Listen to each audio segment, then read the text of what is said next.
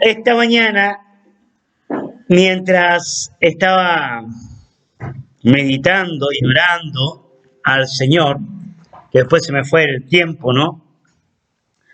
Eh, Venía a mi mente este concepto de que Dios quiere que toda persona en el mundo tenga una relación íntima con Él.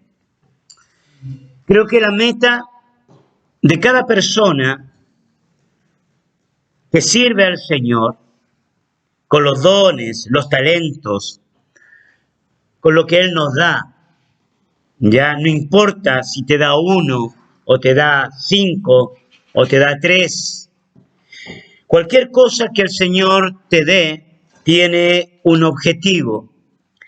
Y el objetivo es que cada persona en el mundo pueda encontrarse con Jesús de Nazaret.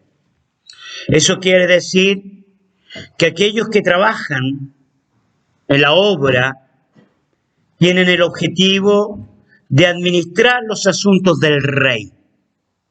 ¿Me explico? Administrar los asuntos de él. Para que eso acontezca, toda persona que recibe de Dios automáticamente tiene que tener una relación con Dios. Obviamente, no puede, cierto, administrar los asuntos de Dios si no tiene relación con Dios. Lo segundo es que esta relación tiene que estar basada, cierto, en un conocimiento íntimo.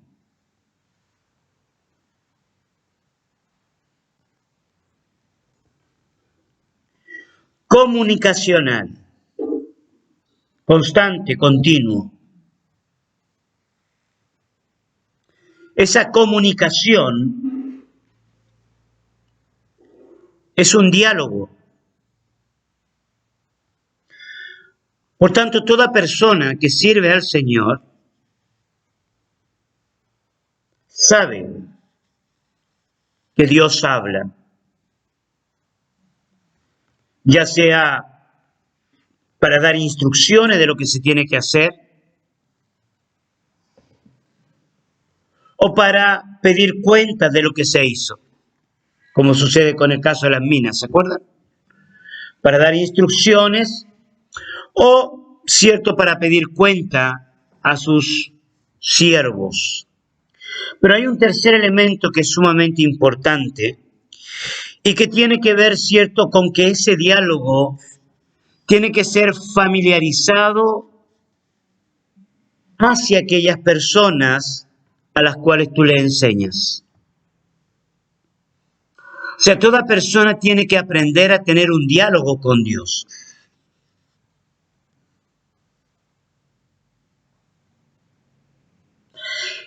Y nosotros como personas que sabemos que Dios habla, se comunica, da instrucciones, pide ciertos informes.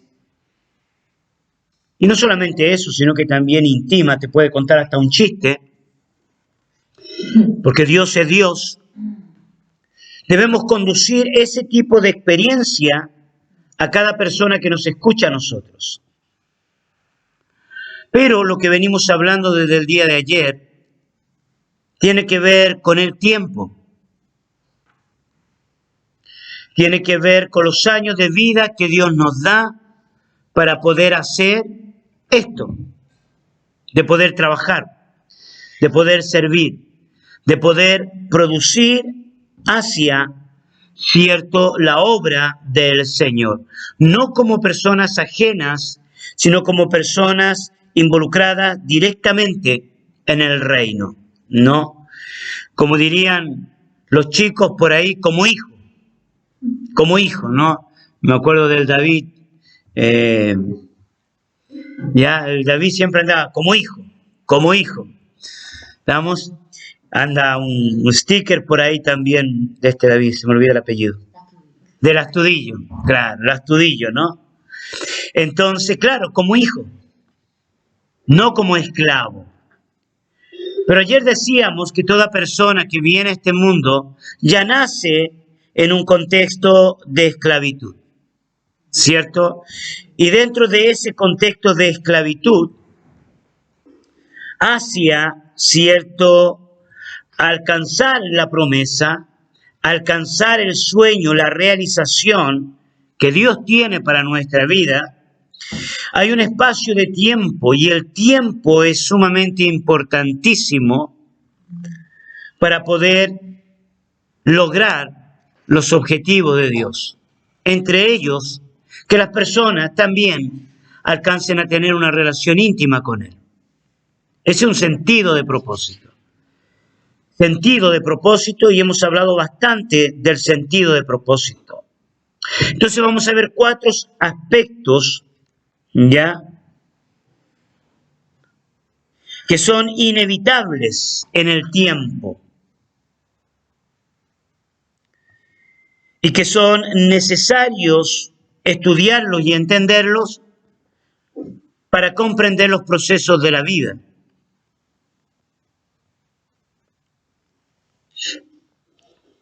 Los voy a mencionar para aquellos que les guste el orden y después los vamos a desarrollar. El primero tiene que ver con el tiempo de esclavo.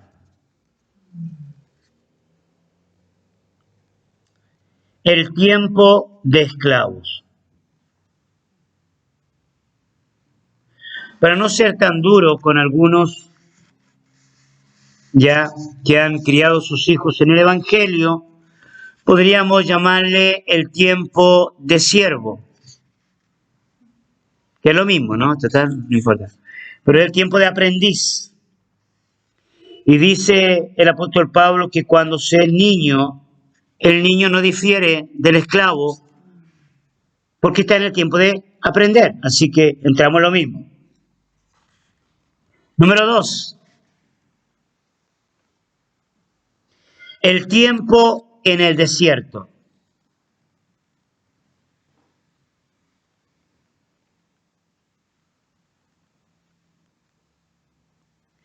El tiempo en el desierto. Este es el proceso donde uno se despoja del viejo hombre.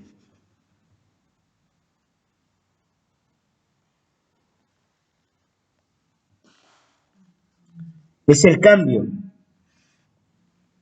es la metanoia, la transformación.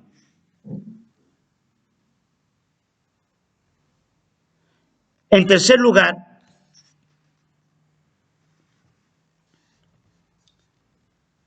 la necesidad de conquistar.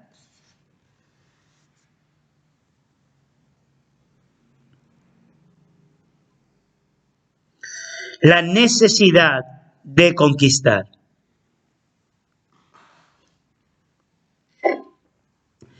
Y esto tiene mucho que ver con la meta.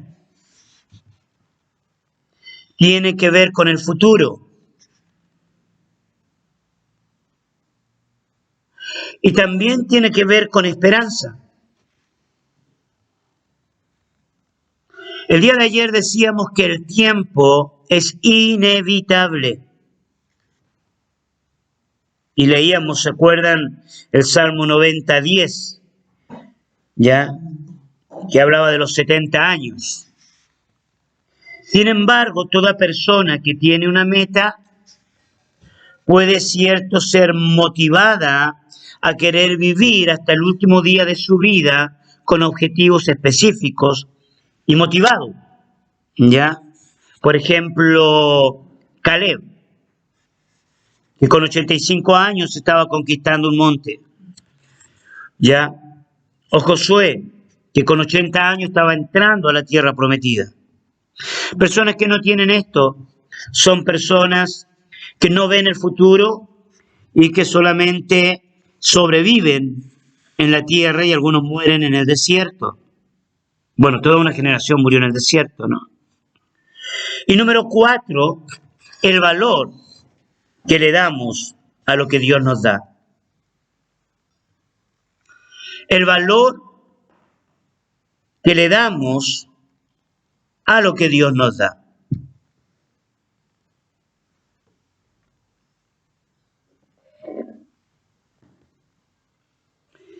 El valor que le damos a lo que Dios nos da. Y esto tiene que ver, ¿cierto?, con las herramientas, con las instrucciones, con los dones, con el llamamiento. Pero también tiene que ver con la promesa. Tanto el punto número 3 como el punto número 4 van unidos. Dios nos da para conquistar. Dios nos da para alcanzar. Ahora, lo que Dios nos da tiene que ser valorado. Porque si no lo valoramos, lo escondemos en un pañuelo. Como en el caso del hombre de la mina. Entonces desarrollemos esto ya hasta donde lleguemos. ¿Les parece? Para no ir tan presionados con espacio y tiempo, y si no, seguimos el lunes. Yo creo que de aquí al lunes, creo en el Señor que todavía voy a estar sobre esta tierra. Mañana es viernes. Continuamos mañana. Yo ando, qué bien, aproveché, gané un día. Gané tiempo cuando uno piensa que ya es viernes. No, mañana es viernes. Bien, tengo todo un día todavía. Ok, mañana continuamos entonces con esto. Entonces, número 1, el tiempo de esclavo. Número 1, el tiempo de esclavo. Y vamos a usar, cierto, este pasaje que me gusta de Éxodo, capítulo 1, versículo 11 al 23. Éxodo, capítulo 1, versículo 11 al 23, refleja muy bien el tiempo de la esclavitud.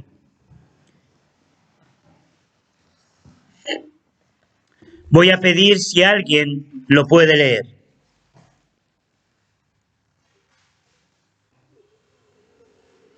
Correcto. Éxodo 1, del 11 al 23.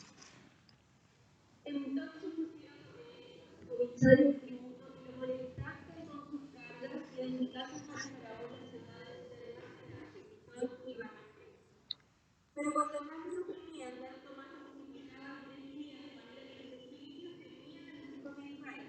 Y los egipcios hicieron la tierra a los hijos de Israel por molestia, y alargaron su vida sobre la servidumbre, y la salvaban en el Nilo, y en toda la labor del campo, y en todo su servicio, hasta los obligaban con rigor.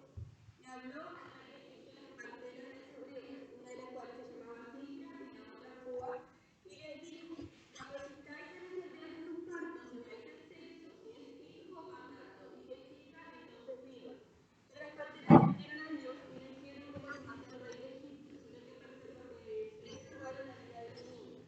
Y el rey de Egipto dijo a las parteras de Egipto: ¿por qué habéis hecho esto? Que no habéis preservado la vida de los niños. Y las parteras respondieron a Faraón: porque las mujeres hebreas no son como las egipcias, pues son profundas y dan a luz antes que la partera de las países.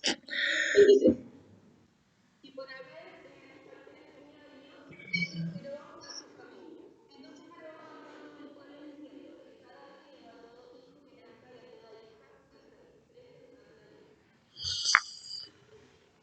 Gracias. Cuando nosotros miramos, observamos, cierto, los detalles de la esclavitud, siempre he pensado que la experiencia del pueblo de Israel en Egipto refleja muy bien lo que es la vida del hombre sobre la tierra, ¿no? La vida del hombre sobre la tierra está fuertemente marcada por la desobediencia, por la caída, ¿no? De hecho, a nivel global, nosotros vemos una extensión del reino de las tinieblas sin precedentes. Sabemos y hemos enseñado de que Dios, cierto, de una u otra manera, no está en el control de todas las cosas.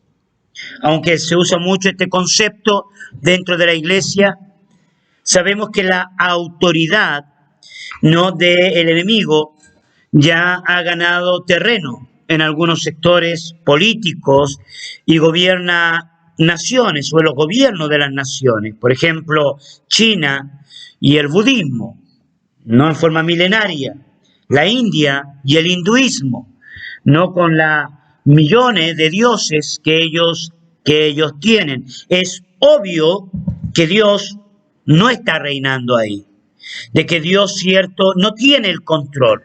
Pero si tuviera el control, no permitiría que sucedieran estas cosas. Y no voy a hablar de control y autoridad, porque él sí está en autoridad, pero no en el control. Ahora, ¿por qué hago referencia yo a esto? Porque cómo nace la esclavitud, cómo se forma la esclavitud en el corazón del hombre. O sea, la esclavitud nace por una determinación humana. Y la determinación humana fue sencillamente darle espacio a un mundo espiritual maligno. Y Egipto refleja muy bien esto. Egipto también está controlado por un rey que no ama a Dios, que no cree en Dios.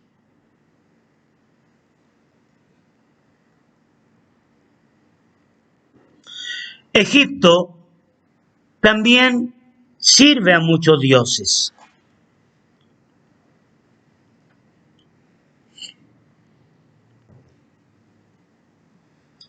Y Egipto también tiene un menosprecio por el pueblo de Dios.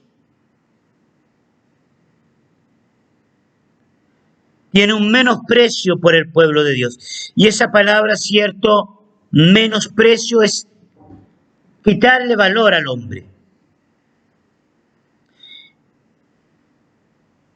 Quitarle valor al ser humano.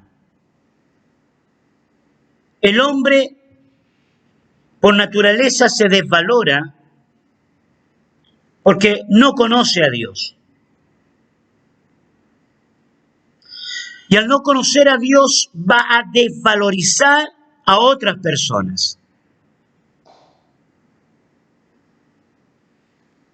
También el hombre va a buscar un valor que no es Dios para autovalorizarse.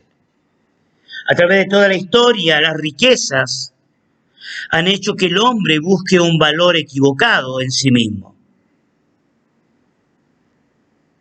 Y esta tendencia es marcada en toda la historia de la humanidad, política y religiosamente.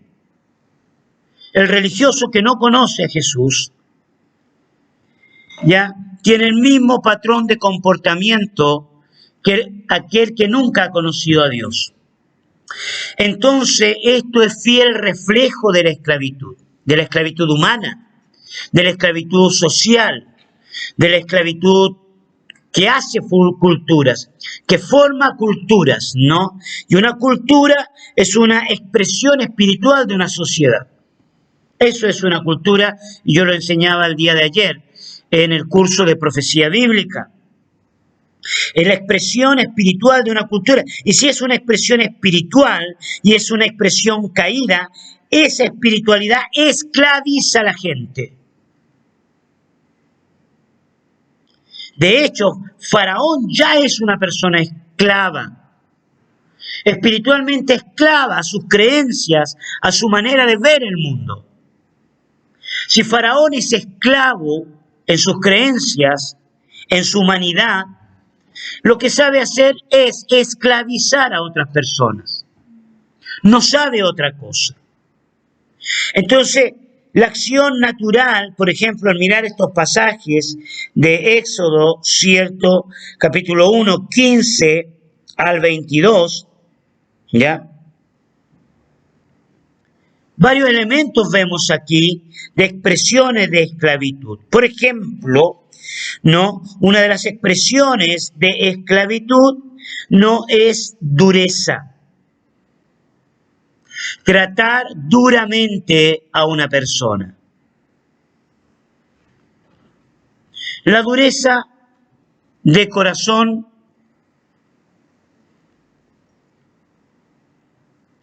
produce expresiones duras para otras personas.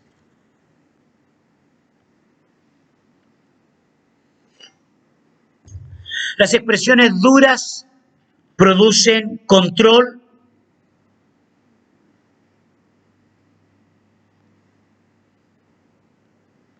producen temor,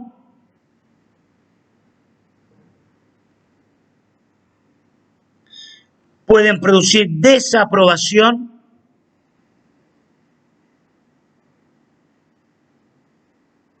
y pueden causar dolor en los oyentes.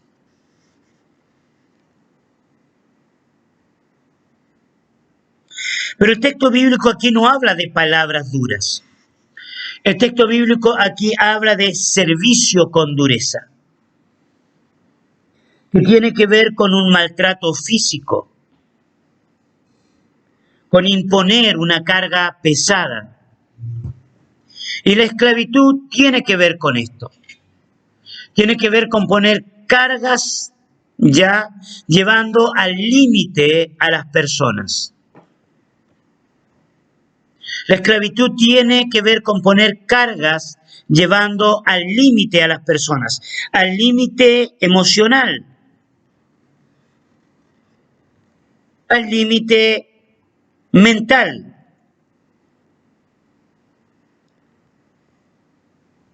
Al límite físico.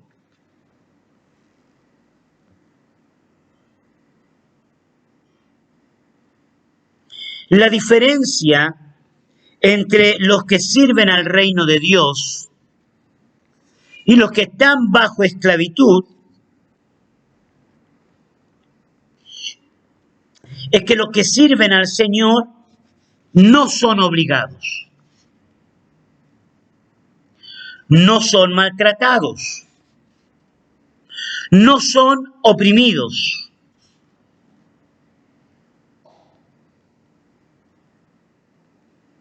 Su servicio es voluntario.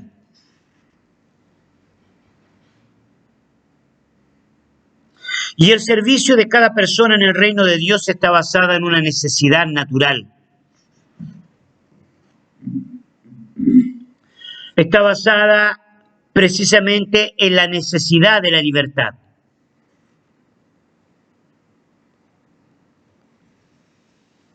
Servimos porque somos libres y porque queremos ser más libres. Servimos porque queremos que otros sean libres. Servimos porque hay un pago, hay una recompensa. Y la recompensa ya fue alcanzada por nuestro amo. Ya fue alcanzada. Ya sabemos que Él pagó el precio de la liberación, salvación. Entonces nuestro servicio es una expresión de amor. Es una expresión voluntaria, relacional, íntima, comunicacional, como decía en la introducción. Conocemos al amo, que es nuestro Padre, que es Dios, que es el Creador. Eso produce libertad en el servicio, no temor, no inseguridad, no miedo. En su contrapartida está el esclavo, cierto, que no conoce el reino de Dios. Y el esclavo que no conoce al reino de Dios, cierto, es obligado con rigor.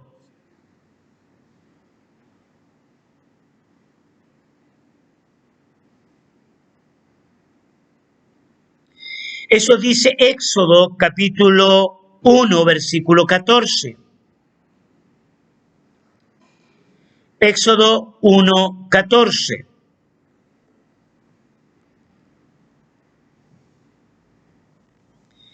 Dice el 1:14, yo lo voy a leer.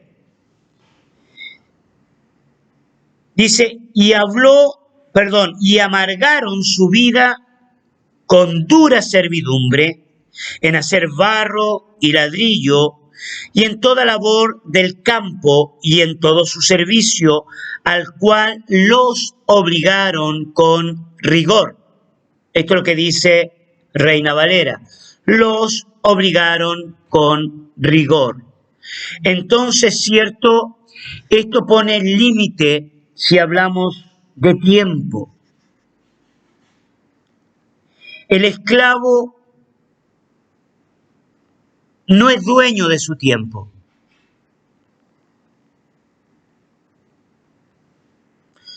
Es controlado, es guiado. La opresión hace que su tiempo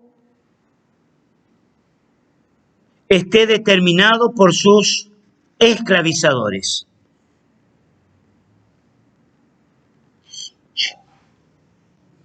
Y eso es terrible, porque el ser humano pierde su tiempo al servicio de los esclavizadores. Pierde el valor de la vida, pierde el valor como individuo y sus dones, sus talentos, sus recursos están al servicio de otros. Pensemos en este hombre que tenía una sola mina. Y ya llevamos preguntándonos 2 semanas. ¿Qué llevó a este hombre a esconder la única mina que tenía ahí en Lucas capítulo 19? ¿Por qué le esconde en un pañuelo? Porque la guarda. No. Hay algo que limita su servicio. Hay algo que limita su producción. Y su producción, sus talentos están atados. Atados por algo que le impide usarlos libremente. Podemos llamarlo una atadura espiritual. Es curioso que personas así pueden servir a otros con sus dones, pueden hacer cosas para otros con sus dones, pero cuando se trata de servir al reino, se sienten atados. Una persona que tiene la capacidad, por ejemplo, de producir recursos económicos, puede tener libertad para producirlos para sí mismo o para otras personas. Pero cuando se trata del reino de Dios, la persona se ve limitada, se ve luchando consigo mismo, luchando con su inferioridad, luchando con su inseguridad, luchando con su inestabilidad, luchando con su temor a la pérdida, luchando con su temor al fracaso. Pero cuando dice, no, pero si yo tengo algún problema, yo salgo del ministerio y me voy a trabajar, punto. Ah, ahí tiene libertad, ahí se siente libre. Entonces allí hay un elemento peligroso, donde la persona está esclava por las circunstancias de la vida. Y cree que sus dones y sus talentos solo se pueden ser desarrollados en un contexto. O sea, producir dinero cree que solamente se puede desarrollar saliendo de un contexto de fe, saliendo de un contexto determinado y utilizando los recursos del mundo. Entonces, ya no puede comunicar el evangelio, ya no puede llevar a otras personas al diálogo con Cristo. Se transforma en un empresario. Estoy poniendo un ejemplo, ¿no? Lo mismo puede suceder en el área de la educación, lo mismo puede suceder en el área de la salud, lo mismo puede suceder en el área del arte. La persona está atada a sí mismo. Y este es un contexto de esclavitud. Esto es el viejo hombre. Esta es la vieja mentalidad. Esta es la escuela de la esclavitud. En la escuela de la esclavitud no se ve horizonte de fe. No se ve horizonte de servir a Dios. Se sirve a la vida, se sirve a sí mismo, se sirve a los esclavizadores.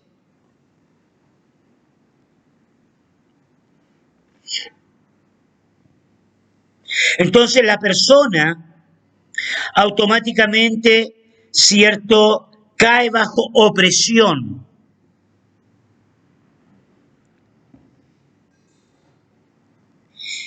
Opresión es como estar encerrado en algo.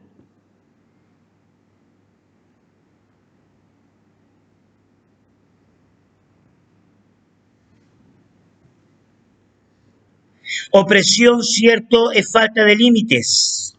Perdón. Opresión es demasiado límites. Impide crecer.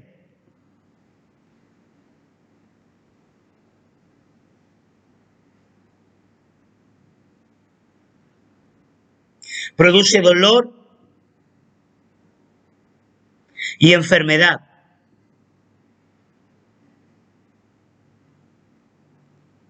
La persona lucha en su mundo interior por entender la vida. Lucha por tomar decisiones, pero está limitada por las creencias de esclavo.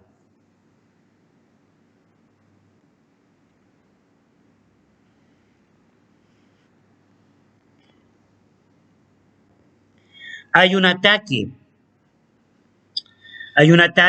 a la multiplicación, hay un ataque a la producción, hay un ataque a la herencia.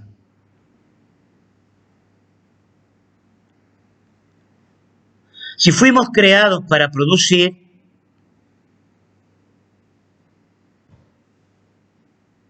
el valor de la esclavitud está en que tu producción pueda estar dedicada no al reino de Dios, sino al reino de tinieblas. Entonces, como fuiste creado para producir, vas a producir para el reino de tinieblas. Eso es lo que hace la esclavitud. Tienes un gran talento, vas a producir para el reino de tinieblas. Ahora, producir para el reino de tinieblas no implica necesariamente estar haciendo algo que tú piensas, ¿ya? ¿Cierto? Que es malo. O sea, obviamente yo no voy a hacer algo que pienso que está malo. Pero producir para el reino de tinieblas también implica no producir para el reino de Dios. Una persona que es llamada por Dios y no produce para Dios, ya está produciendo para el reino de tinieblas.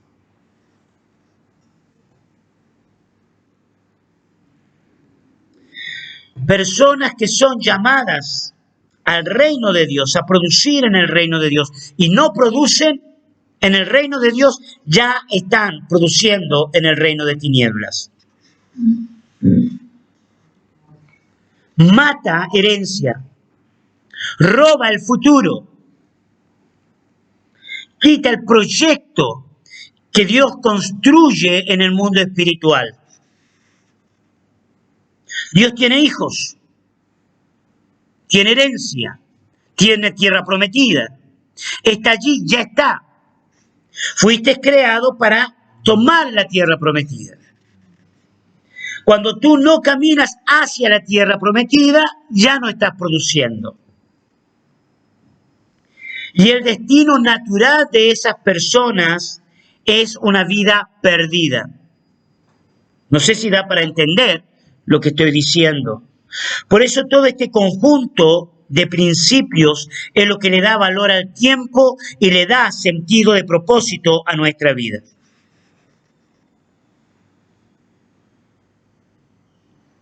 La declaración final del faraón es: echad al río a todos hijo que nazca. Cualquier forma de producción en forma práctica que podía ser una amenaza por su fuerza para Egipto, ¿cierto? Había que eliminarlo. Conservar a las hijas.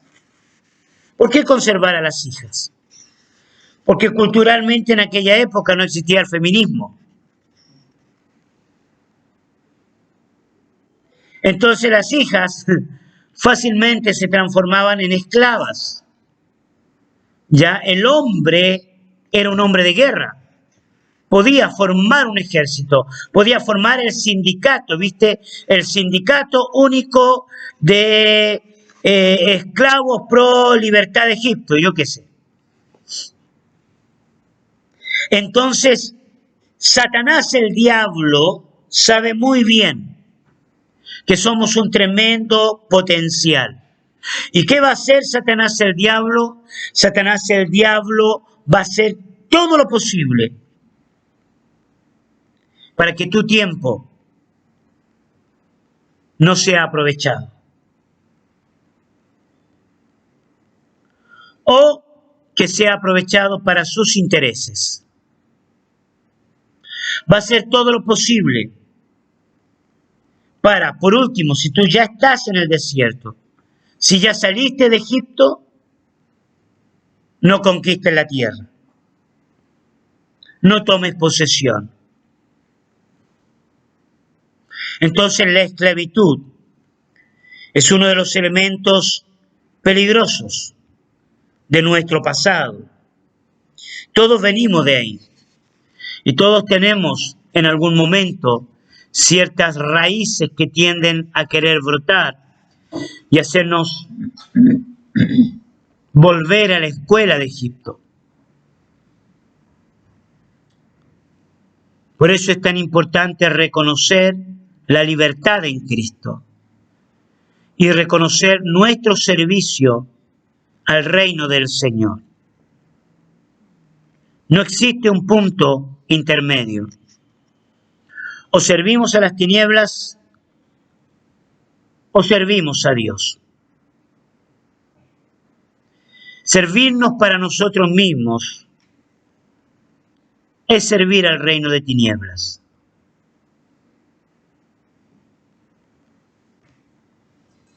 Creo que eso es lo que Yamil nos hablaba en estos días.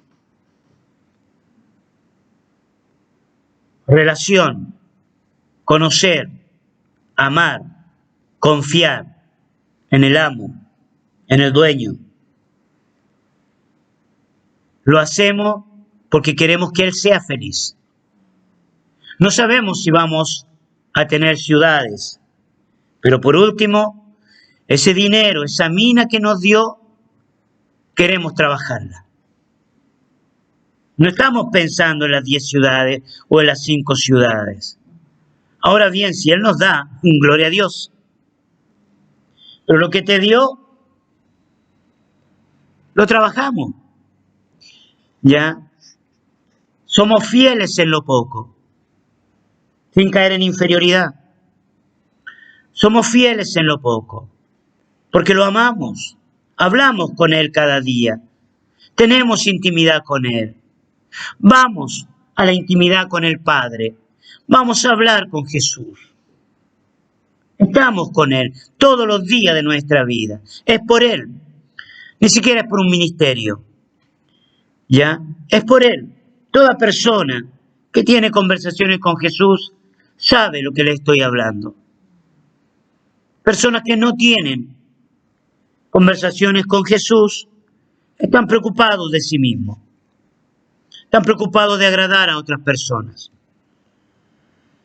Están preocupados, cierto, de perder lo que ya tienen.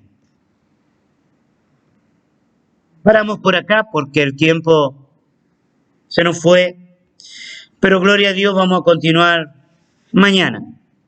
Tengo la sensación que hoy se fue más rápido que otro día. Pero es un ánimo, ¿no? Es un ánimo. Dios nos ha dado para que nuestra vida tenga sentido. Dios quiere que nuestra vida tenga sentido. Así que oremos.